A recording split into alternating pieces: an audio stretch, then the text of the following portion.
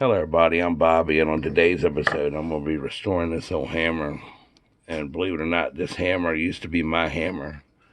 I was up on a roof working and dropped this hammer off the roof and it fell into some thick bushes 14 years ago. And I never could find it when I was looking for it at the time, until the day I dropped some metal snips down in the same bush, and while I was down on the ground underneath of that bush, I found this hammer. And when I dropped it down there, it was like a brand new hammer.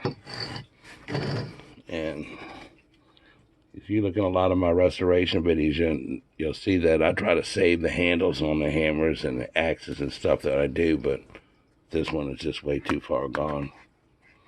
It's rotted. So I'm not exactly sure what kind of hammer it is. I can't remember.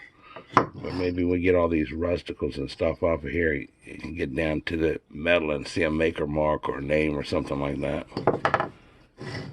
It's actually built up these hard lumps of rust on here. That's what it looks like. That's exactly the way I found it today.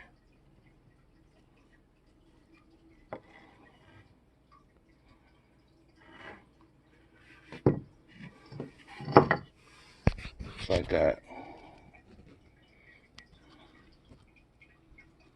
I actually have another handle that's just like this one that I salvaged off of another hammer to replace this one with. So when I'm done with it, it should look just like the hammer I dropped off of the roof.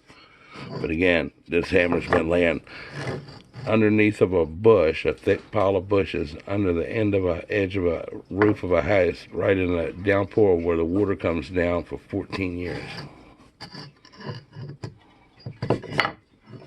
I just can't believe I found it. So it's going to be an unusual restoration, because usually I restore things I find, but it's the first time I've ever restored anything that was mine, and it went from new to this. So let's go ahead and restore this hammer.